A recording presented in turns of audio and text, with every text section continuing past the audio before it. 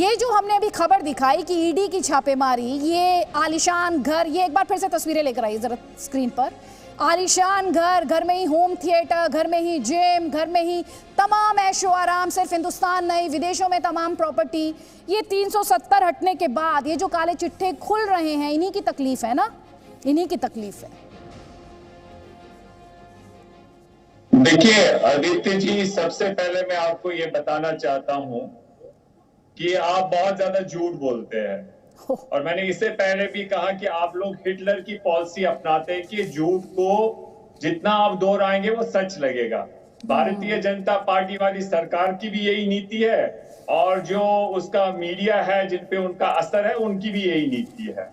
इरफान हाफिज loan, इस debate में बोलने के कुछ नियम हैं, सुन लीजिए मेरी बात। इस डिबेट में आप मेरे मेहमान हैं तो नियम मैं आपको साफ कर देती हूं। आप जब इस तरह के आरोप लगाते हैं, अनर्गल आरोप लगाते हैं, मीडिया को किसी पार्टी विशेष का मीडिया बताते हैं, उस पर मुझे सख्त आपत्ति है। आप सुन लीजिए मेरी बात, मैं तथ्यों पर आपसे बात कर रही हूं, सुन लीजिए। Don't get aggressive with me for nothing, don't get aggressive with me for nothing. मैं एक बात स्पष्ट कर दूं, आपको यहां अपनी बात रखने के लिए बुलाया है, हमले करने के लिए नहीं बुलाया अपने ऊपर। आप मुझे इज्जत देना सीखिए, जिस मंच पर बैठे हैं उसे इज्जत देना सीखिए, उस मीडिया को इज्जत देना सीखिए। मैं आपसे तथ्यों पे सवाल कर रही हूं, मनगढ़ंत कहानी नहीं सुना रही हूं आपको। जवाब दीजिए उस पर। आप क्या, जैसे आप मॉनिटर है क्लास की, कैसे आप कह रहे हैं हेडमास्टर की तरह, हेडमिस्ट्रेस आप मुझ पर आरोप नहीं लगाएंगे, इस मंच पर आरोप नहीं लगाएंगे। बात रखनी है, इज्जत के साथ बात रखिए। आपको इज्जत बख्शी जा रही है, आप भी दूसरे को इज्जत देना सीखिए सर। प्रोपेगेंडा मत बताइए हर बात को, प्रोपेगेंडा आप चलाते होंगे, मैं नहीं चलाती प्रोपेगेंडा, मैं नहीं चलाती। क्या जो है जी न्यूज हर कोई जानता है, भारत के प्रवक्ता की तरह, भारत सरकार की प्रवक्ता की मैं हिंदुस्तान की प्रवक्ता हूं, फॉर करेक्शन, हिंदुस्तान की प्रवक्ता हूं, भारतीय फौज की प्रवक्ता हूं, सुरक्षा बलों की प्रवक्ता हूं। अब आगे बोलिए। एक इम्पार्शियल एंकर की तरह एक्ट नहीं करते हैं। आपको पॉइंट रखना है, यही तकलीफ है आपको। 370 हट गया, काले चिट्ठे खुल रहे हैं, यही तकलीफ है आपको।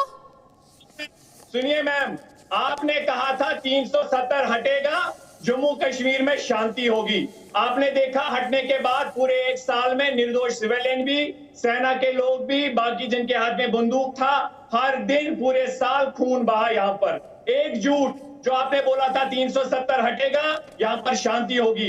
दूसरा झूठ कि जम्मू कश्मीर के लोग इसे स्वागत करेंगे। 5 अगस्त के दिन यहाँ पर सरकार को कर्फ्यू लगाना पड़ा, उसका अर्थ यह है कि लोग इसका विरोध करते हैं। आपका तीसरा झूठ कि आप कहते थे यहाँ पर विकास होगा, 370 हटने के बाद कौन सा विकास हुआ।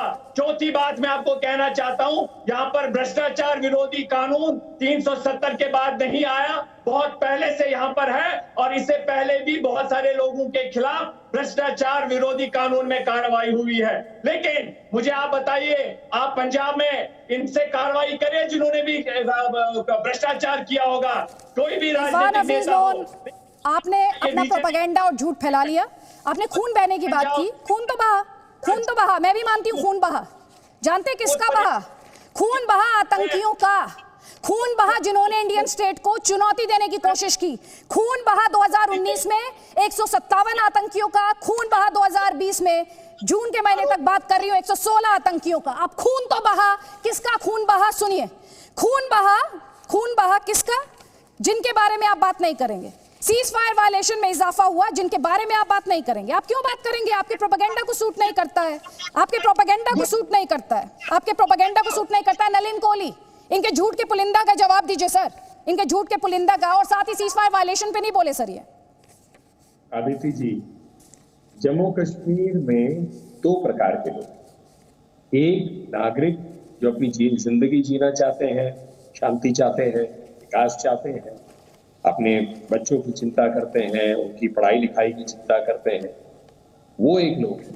और एक छोटा सा ग्रुप है जो पाकिस्तान या पाकिस्तान की भाषा बोलती है या उनके बिजनेस मॉडल्स हैं कि पाकिस्तान से किसी तरह फायदा लेके भारत को कोसना, हर चीज में दोष ढूंढना, पत्थर फेंकना और किसी भी लॉजिकल डिबेट में प्रोपेगेंडा के आधार पर। आपने एक रिपोर्ट दिखाई, कोई भी व्यक्ति आलीशान बंगला बना सकता है, उसमें अच्छी चीजें रख सकता है, फर्क इतना ही है कि क्या वो पैसे मेहनत से अलग अलग पीढ़ियों ने मेहनत करके कमाकर फिर खर्च किया है या आपने जनता के पैसे बैंक से लेकर लूट कर ये सब खड़ा किया है? और विदेश में जब खड़ा किया है तो छुपा क्यों रहे? डिक्लेयर किया नहीं किया। और अब जब आपकी इन्वेस्टिगेशन हो रही है तो आपके पास उस पर जवाब नहीं है। कहा ये बड़ा सरल था चीज, इस पर लोन साहब जवाब दे सकते थे। लोन साहब को अगर पसंद नहीं है, मैं आपसे कह रहा हूं, इस देश के हिंदू हो, मुसलमान हो, सिख हो, ईसाई हो, बौद्ध हो, अलग अलग लोग अलग अलग देश जाते हैं। कई लोग जाते हैं ग्रीन कार्ड लेते हैं अमेरिका में, कई वहां पर सिटीजन बनते हैं अलग अलग कारणों से। आप इतने दुखी हैं अगर भारत में, तो क्यों अपने आप को दुख दे रहे हैं? लोन साहब आप वहां जाएंगे जहां आपको सुख मिले। मतलब आपको क्या बैठ के यहाँ प्रोपेगेंडा से सुख नहीं मिलने वाला, क्योंकि ये देश विकास की ओर बढ़ रहा है, शांति की ओर बढ़ रहा है। आपके झूठ कहने से थोड़ी ना ये सब बदलने वाला है। आप जो है कोसने से इरफान हाफिज लोन ही बना हुआ है। आपकी डिक्शनरी में झूठ को 50 बार बोलने से, सॉरी नलिन कौर जी, बदलाव सर वो आपके साथ बोल रहे हैं। देख पा रहे इतने दुखी है तो वहां जाइए जहाँ आपको सुख मिले। छोटी सी जिंदगी है, सुख से जिए। ठीक ठीक ठीक। इरफान हफीज लोन, अभी थोड़ी देर पहले आप ही कह रहे थे ना, आपके बुक्स में झूठ को 50 बार बोल दें तो वो सच हो जाता है, जबकि सच शाश्वत होता है, सच को बदला नहीं जा सकता। शायद आपको ये अंडरस्टैंडिंग नहीं है। थोड़ी देर पहले आपने खून बहने की बात की थी ना, आतंकियों का आंकड़ा मैंने आपको गिनवाया। खून बहा उन सिविलियंस का जिन्होंने हिंदुस्तान के लोकतंत्र में कंधे से कंधा मिलाकर खड़ा होने की कोशिश की। खून बहा 9 अगस्त 2020 को अब्दुल हामिद नजर का। खून बहा 6 अगस्त 2020 को सज्जाद अहमद खांडे का। खून बहा 4 अगस्त 2020 को आरिफ मोहम्मद अहमद का। 15 जुलाई 2020 को महराजुद्दीन मल्ला का अपहरण हुआ। 8 जुलाई 2020 को शेख वसीम बारी, उनके पिता और भाई की गोली मारकर हत्या की गई। खून तो बहा, लेकिन आपको उस खून का सम्मान नहीं है। आपको उस खून का सम्मान नहीं है क्योंकि आपके प्रोपेगेंडा को सूट नहीं करता है। याना मीरचंदानी जी, मैं ये बोलना चाहती हूँ कि पहली बात तो मैं इनका काउंटर करना चाहती हूँ जो ये बार बार कहते हैं कि बीजेपी ने ये प्रॉमिस किया था, वो प्रॉमिस किया था, क्या हो गया। पहली बात तो ये भूल जाते हैं कि पैंडेमिक की वजह से बहुत सारे डेवलपमेंट प्रोजेक्ट्स स्टॉल हुए हैं, वो ये नहीं बोलते। फिर दूसरी बात, वो ये नहीं बोलते कि जो पाकिस्तान का प्रोपेगेंडा है वो किस तरह से फेल हुआ। जैसे आपने शुरू किया था डिबेट कि पाकिस्तान का प्रोपेगेंडा फेल हो चुका है, Pakistan is crying about it. तो मैं आपको बताना चाहती हूँ कि पाकिस्तान का प्रोपेगेंडा किस तरह फेल हुआ है।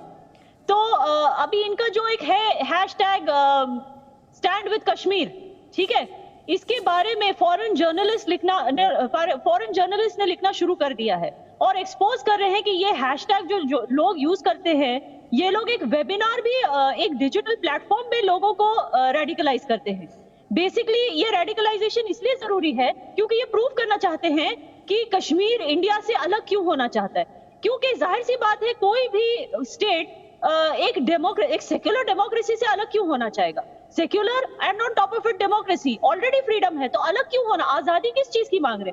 तो उनको प्रूव करना है कि इंडिया को हेट करना है, तो वो उसके लिए वो वेबिनार्स ऑर्गेनाइज करते हैं। तो एक जो इंटरनेशनल लेवल पे ये जो हेट्रेड फैलाने की कोशिश की है पाकिस्तान ने, उसके ऊपर अब फॉरेन जर्नलिस्ट बात करने लगे, उनको एक्सपोज करने लगे। पहली बात तो वो उनके जो सोशल मीडिया हैशटैग्स हैं वो एक्सपोज होने लगे हैं। और दूसरी बात, OIC ने, मतलब इस्लामिक कंट्रीज की जो ग्रुप है, उन्होंने पाकिस्तान को सपोर्ट करने से मना कर दिया UNGA की मीट में, जो वो कश्मीर के ऊपर फिर से प्रोपेगेंडा करने वाले थे। ये चीज के ऊपर पाकिस्तान ने सऊदी अरेबिया से पंगा ले लिया और अब सऊदी अरेबिया ने उनको जो वो लोन देते थे, तेल का जो लोन मिलता था उनको, वो बंद कर दिया। जो मतलब डेफर्ड पेमेंट पे लेते थे, वो बिना पेमेंट के जो लोन लेते थे, अब वो बंद, मतलब तेल आना सऊदी अरेबिया से बंद हो गया पाकिस्तान में। तो वहां भी वो फेल हो चुके हैं। उसके ऊपर से जो पहले और आज में, मतलब कि 370 हटने के बाद से लेके आज तक एक साल में 36% ड्रॉप आया है वायलेंस में। सिर्फ 67 यूथ ने मिलिटेंट रैंक्स ज्वाइन किया है, जबकि पहले हजारों में ज्वाइन करते थे, सैकड़ों नंबर्स में ज्वाइन करते, अब only 67 youth in the whole of 1 year. और ऊपर से ये जो पॉलिटिशियंस की बात करते हैं जो डिटेंशन में थे, उनको छुड़ाने के लिए एक बंदा भी कश्मीर में, एक भी लोकल सड़क पे नहीं आया प्रोटेस्टर ने कि इनको छुड़ाया जाए।